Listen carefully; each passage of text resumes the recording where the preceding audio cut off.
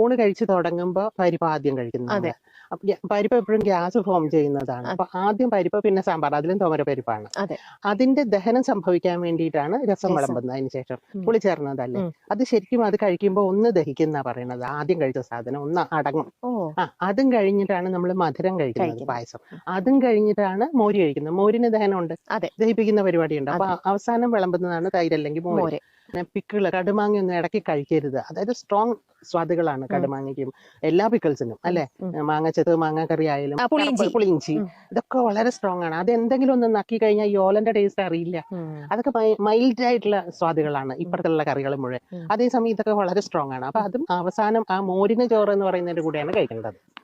അതുകൊണ്ടാണ് അത് ദഹനം അനുസരിച്ചാണ് ഈ ഓർഡർ ഉണ്ടാക്കിയിരിക്കുന്നത് എന്നാ പറയുന്നത്. അപ്പൊ അങ്ങനെ കഴിക്കാം. അത് കഴിഞ്ഞ് മുറുക്കും വേണം. വെറ്റില കൂടി മുറുക്കുമ്പോ ഫുൾ ദഹനമാണ്.